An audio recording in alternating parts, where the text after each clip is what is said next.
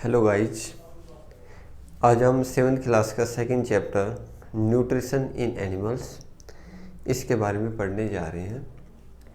तो प्यारे बच्चों, इस चैप्टर को पढ़ने से पहले आपने फर्स्ट चैप्टर पढ़ा होगा न्यूट्रिशन इन प्लांट्स। तो न्यूट्रिशन इन प्लांट्स के अंदर बच्चों क्या था कि एक प्रोसेस थी फोटोसिंथेसिस। उस प्रोसेस से प्लांट्स अपना खाना खुद बना रहे थे in the presence of the sunlight.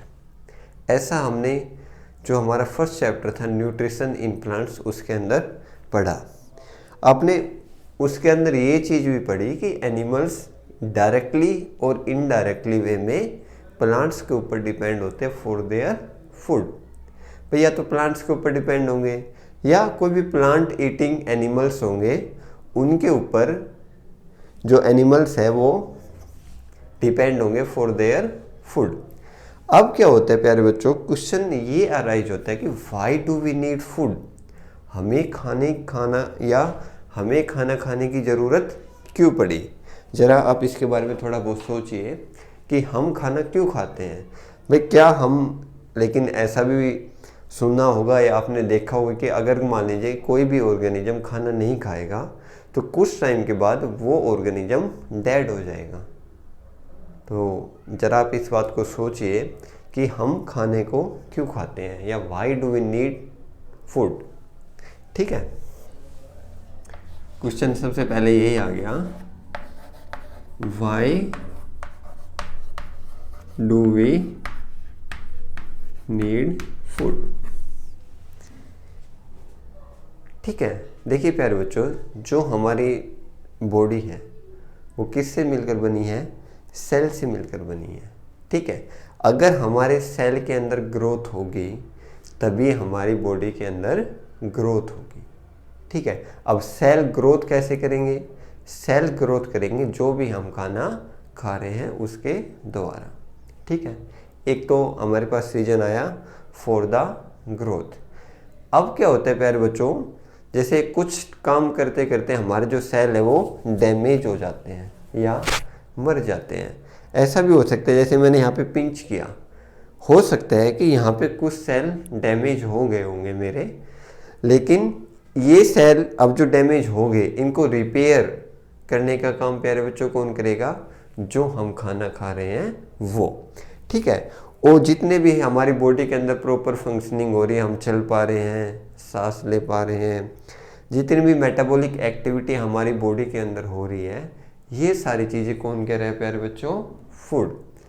तो हमें फूड की ज़रूरत क्यों पड़ी, क्योंकि for the repair, for the growth and the proper functioning of the body. आगे आपको समझ में। तो हम यहाँ पे लिखेंगे all organisms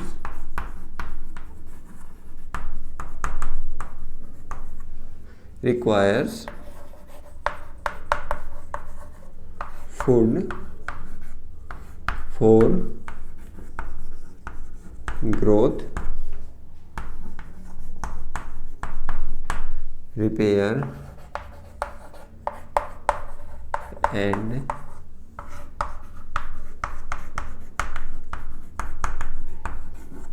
proper functioning of the body. यहाँ तक आपको बातें क्लियर हो गई। अब जो प्लांट न्यूट्रिशन था उसके अंदर क्या थे कि भाई जो न्यूट्रिएंट्स थे किसी भी प्लांट्स को चाहिए वो थे। लेकिन अगर हम बात करें, जो चैप्टर है आपका फर्स्ट पैराग्राफ, उसके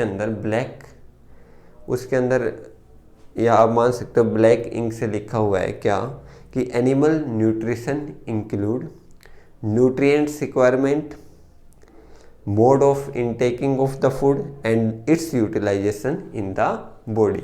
सबसे पहले मैं इस लाइन को बोर्ड के ऊपर लिखता हूँ, उसके बाद समझाऊंगा। तो लिखेंगे यहाँ पे animal nutrition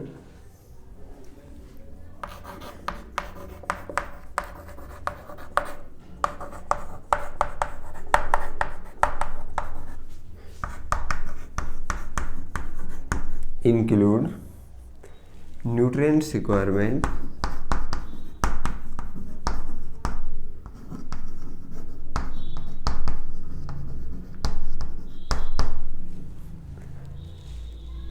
mode of intake of food,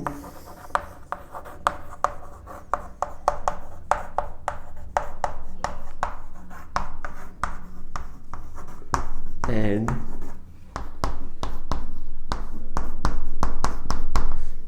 it's utilisation in the body या बाय द बॉडी। देखिए प्यारे बच्चों, न्यूट्रिशन और न्यूट्रिएंट्स की जो डेफिनेशन थी मैंने आपको फर्स्ट चैप्टर के अंदर बताई थी। न्यूट्रिएंट्स क्या होते हैं, जैसे कि carbohydrate, fat, vitamin, minerals, water, ये सारे क्या है, न्यूट्रिएंट्स। न्यूट्रिशन क्या होता है, इनटेकिंग ऑफ फूड, किस वे में हम खाने को अंदर अपनी बॉडी के अंदर ले रहे हैं, वो प्यारे बच्चों क्या है, न्यूट्रिशन। अब क्या है, एनिमल न्यूट्रिशन। अगर मान लीजिए एनिमल न्यूट्रिशन ले रहे हैं तो उसके अंदर क्या होगा, न्यूट्रिएंट्स रिक्वायर चाहिए हमें, तो विदाउट न्यूट्रिएंट्स न्यूट्रिशन इम्पॉसिबल है। Mode of intaking of food, हम खाने को किस तरीके से ले रहे हैं, क्या एनिमल्स अपना खाना खुद बना रहे हैं या एनिमल अपने खाने के लिए दूसरी चीज़ों के ऊपर डिपेंड है, ये किसके अंदर आ जाएगा, mode of intaking of the food. And last से प्यारे बच्चों, its utilisation in the body, जो हम खाना खा रहे हैं वो हमारी बॉडी या वो ऑर्गेनिजम्स उस खाने को किस वे में यूटिलाइज मतलब इस्तेमाल कर रहा है। ये क्या है बच्चों, एनिमल्स न्यूट्रिशन के अंदर सारी चीज़ें हैं। अब देखिए क्या होता है, आप खाना खाते हैं या जैसे आप जो भी खाना खाते हैं प्यारे बच्चों, वो कार्बोहाइड्रेट फॉर्म के अंदर होता है।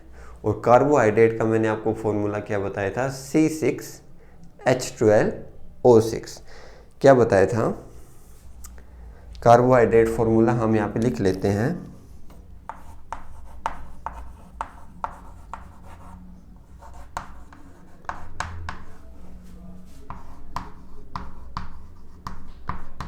Formula C6H12O6।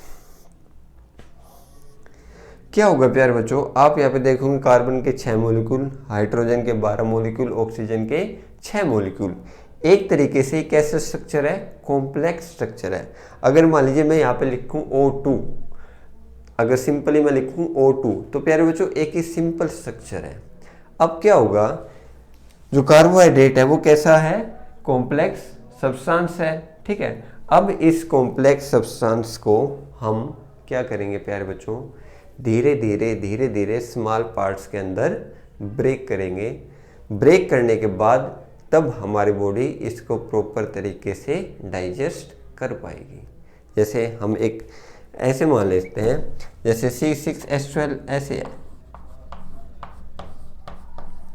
तो ये है मान लीजिए C6H12O6। तो हम इसको क्या करेंगे, अलग अलग पार्ट्स के अंदर या स्मॉल सब्सटेंस या स्मॉल सिंपलर मॉलिक्यूल्स के अंदर इसको ब्रेक करेंगे। अब जितने भी कॉम्प्लेक्स सब्सटेंसेज है वो डायरेक्ट बॉडी के अंदर यूटिलाइज करना इम्पॉसिबल है, तो हम उसको क्या करेंगे प्यारे बच्चों, स्मॉल सब्सटेंसेज के अंदर ब्रेक करेंगे। द कंपोनेंट ऑफ फूड, तो यहाँ पे क्या बात हमारे सामने आई,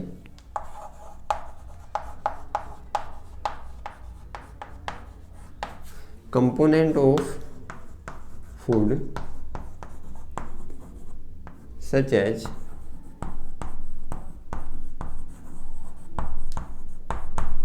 carbohydrate are not utilized by our body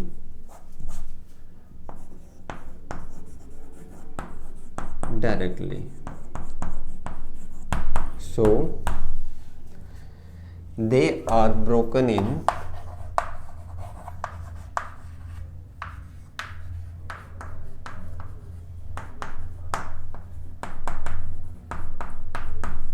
simpler